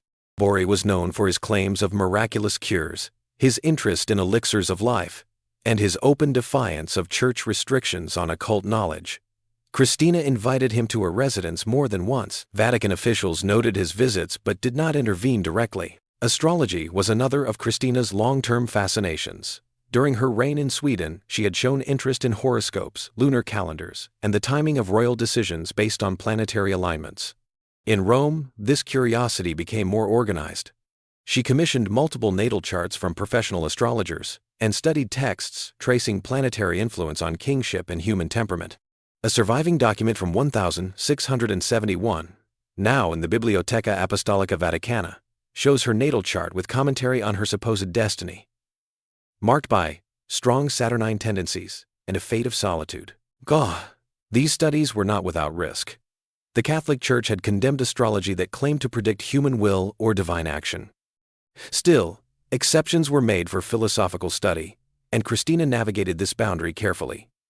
She framed her interest in cosmic influence as part of understanding creation, not challenging doctrine. Letters to Cardinal Azzolino reveal how she defended her practices as natural philosophy. In one note she wrote, "I do not seek signs, I seek the pattern in the divine machine." The search for immortality, both physical and spiritual, was a common thread in her pursuits. Christina read writings on the Philosopher's Stone, but she was also drawn to metaphysical concepts of inner transformation. She believed that alchemy offered more than material change. It offered symbolic tools for purifying the self. This belief aligned with her earlier religious interests and her ongoing obsession with death. Rather than fearing the afterlife, she saw it as a realm that could be approached through knowledge, not just faith. She also became interested in the mystical traditions of other faiths. Christina ordered translations of Kabbalistic texts and read Latin summaries of Sufi writings brought to Europe by Jesuit missionaries. Her curiosity extended to Eastern practices of meditation and theories of reincarnation, though she did not adopt these ideas formally. Her notes show fascination with the idea that the soul could be reshaped or moved beyond death. Christina's personal rooms reflected these evolving beliefs. By 1672, her private study included cabinets of rare minerals, vials of tinctures, astronomical charts, and several mechanical devices used to track time and planetary movement. She decorated her writing desk with astrological symbols and displayed images of Hermes Trismegistus alongside Christian saints. She began referring to her chamber as a theater of reason, a place where earthly and divine questions could be examined together. Her relationships shifted accordingly. While she remained close to Cardinal Azzolino, many members of the papal court grew distant. Some viewed her as intellectually unstable or dangerously unorthodox. A few suspected she was working with secret societies, an accusation that has never been proven. Foreign ambassadors noted her reputation for strangeness. In a 1673 dispatch to Vienna, one envoy wrote, "The Queen entertains the stars in bottles. Her palace smells of sulfur and secrets." Despite growing isolation, she retained some influence. Her support of scientists and experimental thinkers earned her gratitude from members of the emerging scientific academies. She corresponded with members of the Accademia del Cimento in Florence and received letters from scholars in Paris and Prague. Though no longer politically powerful, she had become a symbol of intellectual freedom, albeit one that often pushed beyond accepted boundaries. The Church tolerated her pursuits, but only to a point. Vatican officials kept her under informal observation. Warnings were issued discreetly. At one point, Azzolino intervened to prevent a formal inquiry into her alchemical studies. Christina responded by limiting public discussion of her practices, but did not abandon them. She simply moved her experiments further into privacy. Toward the end of her life, Christina began writing down her thoughts on alchemy and immortality. These writings were never published, but fragments were preserved among her papers after her death. In one surviving manuscript she wrote, "Man is not born only to rule or to kneel. He is born to transform." In another, she described death as the final veil to lift, not the final door to close. Her pursuits were not widely known outside intellectual circles. To the public, she remained the Queen of Sweden, who had embraced Rome and left the world behind. But to those who entered her study, she was something different, a seeker of patterns behind the material world, a former monarch searching for eternal meaning in fire, stone, and stars. Rooms like tombs. Christina's darkened chambers in Rome. By the 1670s, Christina's Roman residence no longer resembled the court of a royal figure. The once ceremonial halls of the Palazzo Riario, situated near the Tiber River, had gradually transformed into spaces that mirrored her inner world, sealed, dimly lit, and saturated with reminders of mortality. Visitors who entered her apartments during this period often compared them to crypts or monastic cells.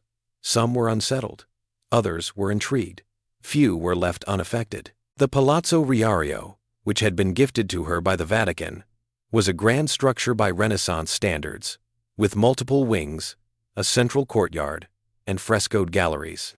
But under Christina's direction, entire sections of the residence were closed off. She ordered curtains to remain drawn even during daylight. Windows were shuttered, candles replaced sunlight, and walls were painted in muted tones: charcoal, ochre, deep burgundy, thick drapery, muffled sound. She rarely permitted the rooms to be aired or repainted, allowing them to absorb the scent of wax, incense, and old wood. Furniture was sparse and chosen for symbolic rather than decorative value. Her main writing table was made from a dark, heavy walnut slab. Beside it, a skull carved from alabaster sat beneath a cloche. The walls were lined with shelves of theological and esoteric texts, some bound in leather, others stacked loosely in Latin, Italian, and Swedish. Above one doorway hung a painting of Saint Jerome in the desert, meditating on death. Another wall bore a still life of extinguished candles and a broken hourglass. These were not eccentric flourishes. They were deliberately curated, part of a living environment constructed to mimic contemplation, silence, and decay. Servants followed strict instructions. They were not to speak unless spoken to. They were to move quietly, wear soft shoes, and never open doors without knocking twice. Christina often referred to her private quarters as the cloister and expected them to operate more like a convent than a palace. Meals were taken alone or with one or two confidants. Music, once common in her court, had been reduced to occasional chamber pieces, slow, meditative works played on a single viola da gamba or harpsichord. Lighting followed a precise rhythm. Christina insisted that candles be extinguished at certain hours and relit only with a specific prayer. She refused gas lamps, preferring flame. Some rooms were never fully lit at all, just enough light to move through them or read a single page. A visiting scholar in 1676 described her study as half shadow, where the queen read by a single taper, surrounded by bones and books. The bedrooms were the most unusual. Christina slept not in a royal bed, but on a narrow platform draped in dark velvet, modeled after the coffin-like structure she had used in Sweden. The bed was set apart from the wall, allowing her to walk around it as if viewing a tomb. At its head, she kept a crucifix and a reliquary containing a fragment of a saint's cloth. She sometimes placed personal objects in the bed beside her letters, prayer cards, or notes for the next day. She instructed her attendants to maintain silence as she slept. If disturbed, she responded with sharp rebuke. She also kept a log of dreams, written in a small leather journal, in which she occasionally recorded visions of death, angels, or empty landscapes. Some of these notes survive, stored in the Vatican Library. In one entry she wrote, "I sleep each night in rehearsal for eternity." The atmosphere extended to guest rooms. Those invited to stay, usually clerics, visiting scholars, or trusted nobles, were warned that candles would be extinguished early and that noise must be kept to a minimum. Conversations were expected to focus on scripture, death, or philosophy. Lighthearted or social talk was discouraged. The palazzo became known among Roman elites as a place of quiet and discipline, not pleasure or courtly entertainment. Over time, the chamber layout itself began to reflect Christina's mental and spiritual preoccupations. One wing was reserved for prayer and study, another for sleep and contemplation. The rooms were labeled in Latin, meditatio, mortis, vigilantia. In one chamber, she kept only a single chair and a portrait of her father, Gustavus Adolphus. She reportedly sat there for hours in silence, occasionally speaking aloud to the painting. Despite the somber conditions, Christina remained alert, sharp-minded, and engaged with correspondence. She responded to letters from European courts, offered commentary on theological disputes, and maintained her role as patron to certain artists and philosophers. Yet she rarely hosted formal receptions. Those who did gain access described a woman surrounded not by courtiers, but by shadows, objects, and an unmistakable stillness. Her staff changed frequently. Few servants stayed longer than a year. Some left citing the strain of the atmosphere. Others feared the stories that circulated tales of Christina walking the halls at night, speaking to invisible presences, or insisting on certain rituals before entering specific rooms. Roman officials, including members of the Vatican court, maintained a respectful distance. Pope Innocent XI, who succeeded Alexander VII, was less publicly supportive of her lifestyle, but did not interfere. As long as Christina remained loyal to church doctrine and avoided public scandal, her private habits were tolerated. Her close confidant, Cardinal Decio Azzolino, ensured that tensions never escalated. He visited frequently, helping with finances and correspondence, and remained the only person allowed into all rooms unannounced. By the 1680s, Christina's body had begun to decline. Rheumatism affected her movement. Her sleep grew irregular. Still, she maintained the same order. Each candle extinguished by hand. Each room entered with purpose. The palazzo, once a gift of papal diplomacy, had become a chambered tomb for the living silent, sealed, and shaped by the mind of a queen who no longer sought the world's gaze. Power without a crown. Her political intrigues in the Vatican. Although Christina of Sweden had surrendered her throne in 1654 and formally renounced political authority, she did not withdraw from power entirely. Instead, she redirected her influence into a more complex arena, ecclesiastical diplomacy, and cultural patronage within Rome. While she had no formal office in the Vatican, Christina quickly became a behind-the-scenes operator, leveraging her unique status as a royal convert and intellectual to gain access to corridors of influence few lay people ever entered. Her arrival in Rome had been orchestrated with a great ceremony in 1655, and the Vatican continued to support her publicly. But beyond ceremonial appearances, Christina maneuvered within a more subtle and often volatile world, one of cardinals, secretaries, and foreign envoys. Fluent in Latin and familiar with the protocols of European courts, she understood how to use personal relationships, intellectual prestige, and religious legitimacy to gain favor and sometimes to disrupt. Christina's primary connection inside the Vatican was Cardinal Decio Azzolino. A rising figure within the Curia, Azzolino had strong ties to Pope Alexander VII and later Pope Clement IX. His correspondence with Christina began shortly after her conversion, and over the years, the two developed a deep trust. While there is no proof of a romantic relationship, they worked in close political partnership. Azzolino acted as her informal representative, advising her on church affairs and helping to shield her from internal scrutiny when her interest pushed boundaries. One of Christina's goals was to influence the selection of key church figures. Although she had no voting power in papal conclaves, she used her relationships to promote the advancement of clerics who aligned with her theological views. She regularly received visitors from France, Spain, and the Holy Roman Empire, many of whom were aware that she could act as a channel to certain factions within the Vatican. Diplomatic correspondence from the 1660s and 1670s confirms that foreign embassies occasionally sought her input on Vatican appointments.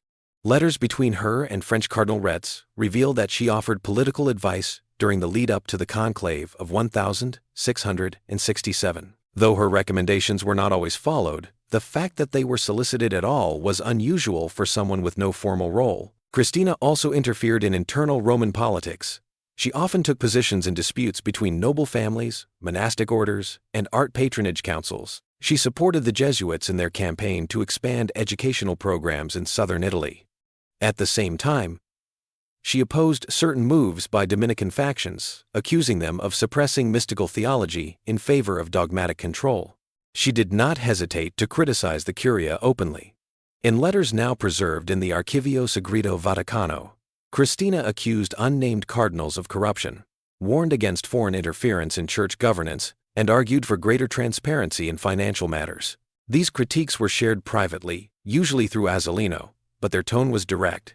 In one 1674 letter she wrote, "The Church does not rot from the outside, but from silence within." Her most visible influence came through cultural projects. Christina positioned herself as a patron of Catholic arts and scholarship. She commissioned religious paintings, financed the restoration of Roman churches, and supported translations of spiritual texts into multiple languages, including Swedish. Her palace became a site for musical performances, theological debates, and philosophical discussions, all carefully curated to reflect her interpretation of Catholic identity, intellectual, mystical, and universal. She also sponsored printing presses that produced works in defense of papal primacy, often aimed at Protestant audiences in Northern Europe. One such project involved translating parts of the Council of Trent's proceedings into vernacular languages, with commentary intended to appeal to educated reform-minded readers. Though not officially sanctioned, these materials circulated widely and were credited with softening some anti-Catholic sentiment in German-speaking regions. Not all her interventions were welcomed. Some Vatican officials grew frustrated with her habit of crossing formal boundaries. She was accused of meddling in matters above her station and leveraging her royal background to gain influence she had not earned through clerical service. Papal records show that certain cardinals requested limits be placed on her access to internal meetings. Christina's political instincts remained sharp. She knew how to play competing powers against one another. She cultivated friendships with Spanish-backed factions while keeping French interests close. She maintained correspondence with Protestant scholars even while promoting Catholic apologetics. Her ability to navigate contradiction made her both an asset and a liability to the Church. She was useful as long as she stayed just outside the line of formal authority. Despite her declining health in the early 1680s, Christina remained politically active. She continued to send letters of recommendation to bishops across Europe and offered commentary on theological controversies, including the rise of Jansenism and debates over papal infallibility.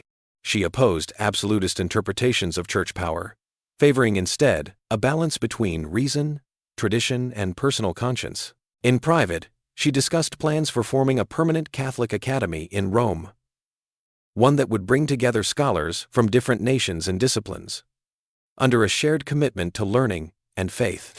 Though the plan never materialized, her vision inspired future institutions like the pontifical academies that emerged in the 18th century. By the time of Pope Innocent XI, Christina's influence had waned somewhat. The new pope viewed her with caution, especially due to her history of eccentricity and her open criticism of certain factions. Still, she retained a privileged position. Few lay people, especially women, were granted such access to Vatican leadership, or afforded such leeway in shaping religious discourse from the periphery. She may not have worn a crown anymore, but Christina had mastered the subtler forms of power available to her. She used reputation, conversation, writing, and symbolic gestures to move quietly through the world of male authority, never officially inside it, but never fully outside either. The queen who commissioned her own tomb while alive. By the early 1680s, Queen Christina of Sweden began preparing for death in the same deliberate and symbolic way she had lived her life. Long fascinated with mortality and legacy, she turned her attention to her final resting place, not as a passive concern, but as a personal project. Unlike most royals whose burial was arranged posthumously by court officials or dynastic custom, Christina took control of the process herself, commissioning her tomb while she was still alive, specifying the location, design, and even the rituals that would accompany her funeral. She chose St. Peter's Basilica in Rome as her burial site, a location reserved for popes, saints, and Catholic royalty. It was an audacious request. No woman, and certainly no former Protestant monarch, had ever been granted such an honor. But Christina had spent decades cultivating her relationship with the Vatican, donating to church projects, supporting Catholic causes, and demonstrating personal loyalty to the papacy. Her long friendship with Cardinal Decio Azzolino and her favorable standing under Pope Alexander VII and later Clement IX gave her enough influence to begin serious negotiations. Documents preserved in the Vatican archives confirm that discussions about Christina's tomb began as early as 1679. She submitted a formal request for interment within the grotto beneath St. Peter's, where the most elite Catholic figures were buried. Though some members of the Curia hesitated, citing protocol, her case was strengthened by her unique status. A reigning monarch who had converted to Catholicism, abandoned her throne, and spent her final decades in service to the Church. The request was ultimately approved, though no public announcement was made at the time. Christina took an active role in the tomb's design. She selected a modest site near the tombs of several popes, but insisted the decoration remain restrained. She did not want a grand sarcophagus or elaborate statuary. Instead, she opted for a black marble slab engraved simply with her name, her title, and her chosen Latin epitaph, Christina Alexandra, Queen of Sweden. She rejected any mention of her abdication or conversion, preferring to be remembered in the broadest possible terms. She explained to Azzolino in a letter, "Let them decide what I was. I have only chosen where I will rest." Work on the tomb was completed quietly by artisans connected to the Vatican. The chamber was small, with room for only one coffin. There was no vault for family members, no dynastic markers. Christina had no heirs, no royal consort, and no surviving siblings. Her body would rest alone. The simplicity was part of the message. She had rejected earthly lineage in favor of spiritual belonging. Her funeral arrangements were also carefully documented. Christina instructed that her body be placed in a plain wooden coffin, lined with dark velvet. She requested a procession to St. Peter's, not from her residence at Palazzo Riario, but from the Church of Santa Maria in Vallicella, where she had attended Mass in her final years. The route would be lit by torches, and the coffin would be carried by her personal attendants, followed only by clergy and a few select guests. She refused the idea of state officials or foreign ambassadors walking in the procession, stating in her will, "They have seen me in life. Let God receive me in death." Even the music was prearranged. Christina chose selections of Gregorian chant and 2 motets by Roman composer Giacomo Carissimi. She left funds for the musicians and instructed that no speeches or eulogies be given during the burial. A single reading from the Gospel of John would be read aloud at the final prayer. "In my Father's house are many mansions." Despite the personal nature of her funeral plans, the Vatican insisted on some public recognition. Christina's death would be notable across Europe. As the only woman buried beneath the basilica and the only monarch ever to lie among the popes, her interment would draw attention. To balance her private wishes with public necessity, the Vatican planned a formal mass of requiem to be held days after her burial. Diplomats and Roman officials would be invited, but her personal chamber would remain sealed until the service. Christina's preparations extended to the objects she wanted buried with her. She selected only 3: a crucifix she had owned since her conversion, a letter from her father Gustavus Adolphus, written before his departure for the Battle of Lutzen, and a small book of meditations in Latin, worn and stained from years of use. She forbade any crowns, jewels, or royal insignia from being included in the coffin. Though her tomb project was quiet, it was not unnoticed. Rome's noble circles speculated about the details, and some criticized her obsession with death. Others saw it as the final expression of a life shaped by personal control. For Christina, it was neither vanity nor morbidity. It was, in her words, a conversation with time. In preparing for her death, she was also shaping her historical footprint, removing the uncertainty that often surrounds royal burials, and affirming her identity in the place she had chosen to call home. By 1688, her health had visibly declined. Still, she visited the site of her future tomb at least once, escorted discreetly by Azzolino. No ceremony marked the visit. There is no surviving record of what she said, but shortly afterward, she began signing letters simply Christina, Rome, dropping all reference to Sweden, royalty, or queenhood. Her focus had narrowed to the final act, sleeping with death. Rituals of the coffin, Bedroom explained. One of the most peculiar details preserved in accounts of Queen Christina's life is her nightly ritual of sleeping in what was described as a coffin-like structure. It was not a symbolic description or a poetic exaggeration. Several witnesses, including servants and visitors to her Roman residence at the Palazzo Riario, noted that she slept in a custom-built bed shaped like a coffin, lined with dark fabric and raised slightly above the floor. The earliest mention of this practice appears in court letters dating back to the late 1640s, when Christina was still reigning in Stockholm.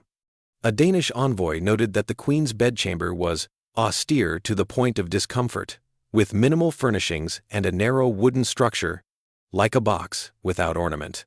He assumed it was for health reasons or personal discipline, but by the time she had moved to Rome in the 1650s, the ritual had become more pronounced. Witnesses described a chamber arranged entirely around this coffin bed, with symbols of mortality placed around the room: hourglasses, crucifixes, extinguished candles, and skull carvings. The bed itself was constructed of dark walnut, shaped in proportion to the body, with high sides and a removable cover. Though not fully sealed, it mimicked the dimensions and feeling of enclosure that a burial casket would impose. Christina reportedly had the bed custom built during her early years in Rome, around 1657. The maker remains unknown, but the frame was recorded in the household inventory of her Roman estate in 1683 under the item Struttura de notte in forma di feretro, or night structure in the shape of a bier. Each night, Christina followed a strict sequence before entering the bed. According to notes from a Swedish valet who briefly served in her household, the queen would first extinguish all lights except one candle, kneel beside the bed for silent prayer, and then write a final line in a small notebook kept at her bedside. This notebook was not a diary in the traditional sense. It contained short lines, often incomplete thoughts, many of them referencing the afterlife, sleep, or purification. No complete copy of the book survives, but fragments were recorded by her attendants after her death. She did not permit anyone to disturb her once the ritual had begun. Even Cardinal Azzolino, her closest confidant, respected this boundary. Entry into her bedchamber during those hours was forbidden except in the event of a fire or medical emergency. Her servants were instructed to check on her only after sunrise, and even then, they were to knock twice and wait for her to respond. The reasons behind this practice were never publicly explained by Christina. She left no formal statement outlining her intentions, but her writings, conversations, and the structure of her living space suggest a philosophical, religious, and psychological framework behind it. The coffin bed represented a symbolic rehearsal for death, what she considered the ultimate preparation. The Jesuits in Rome, particularly those in Christina's intellectual circle, were divided in their interpretations. Some saw the practice as a form of spiritual discipline akin to the mortification rituals of certain saints. Others considered it eccentric but harmless, provided it was not rooted in superstition. It is notable that Christina never joined a religious order, nor did she adopt monastic vows. Yet her private rituals bore the marks of extreme asceticism. In Catholic mysticism, there had long been traditions of contemplating death as a means of spiritual awakening. Memento mori images, meditation on one's grave, and even the construction of personal ossuaries. Christina's nightly ritual fit within this larger pattern, but pushed it further by living out the symbol physically. She did not simply contemplate death, she embedded it into her bodily routine. There was also a political dimension to the act. Having abdicated her throne and abandoned the life of a conventional monarch, Christina seemed determined to erase traditional markers of status. Her coffin bed was devoid of royal insignia. Her sleeping gown was described as plain and unadorned. She chose to separate herself not only from the world of Sweden, but from the visual and physical trappings of royal identity. She lived at night as a figure already past earthly power. Not all observers approved. Some Roman nobles mocked the practice in private, calling it a morbid performance. A few speculated that it was meant to provoke the Vatican or draw attention. But those who served her closely reported no theatricality in the ritual. It was performed out of public view, without explanation or spectacle, and rarely discussed even among her household staff. Visitors who gained access to the room described it as hushed and cold, with thick curtains drawn across the windows. The coffin bed sat in the center, flanked by a crucifix and a single wooden chair. On a small table nearby were a candle holder, a basin for water, and a linen cloth. No portraits hung on the walls. The room's silence was considered part of the ritual's design, an atmosphere meant to suspend time. Over the years, Christina's sleep became increasingly irregular. She complained of pain in her joints, difficulty breathing, and waking visions. Yet she maintained the routine. Even in her final illness, in early 1689, when doctors advised more comfort and warmth, she refused to abandon the coffin bed. Nurses were allowed into the chamber, but only under strict rules. When she could no longer write at night, she dictated short prayers to an assistant before lying down. By the end of her life, the coffin bed had become one of the defining features of her legacy. It reflected her long fascination with control, ritual, and symbolic meaning. It was not meant to draw attention, but to center her private world around a single idea: that sleep was a rehearsal, and death a chamber she would one day enter without fear. Legacy of a living relic. Christina's final days and eternal sleep. In the final months of her life, Christina of Sweden moved less, spoke less, and withdrew almost entirely from the small circle that had once surrounded her. Her residence at the Palazzo Riario remained quiet, as it had for years, but the rhythm of the household slowed further. Servants reported that she rarely left her private chambers, even for Mass, and only Cardinal Decio Azzolino was permitted daily visits. Though she was not confined to bed at first, the effects of aging and years of chronic illness had begun to take their toll. By early 1689, Christina had developed a persistent fever accompanied by pain in her chest and joints. Physicians diagnosed what they called a malignant flux, likely a form of internal infection or pneumonia. The treatments administered included warm compresses, broths, and bloodletting. She refused stronger sedatives, claiming she did not want to dull her senses in her final days.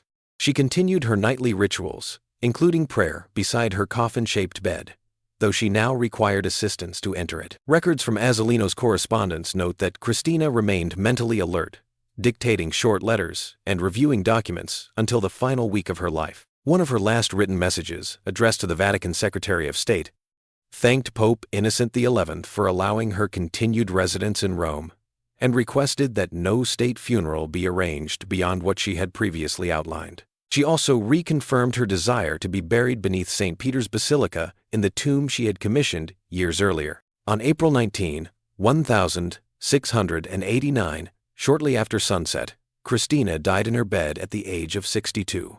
Azzolino was present, along with 2 priests and a servant who had been with her for over a decade.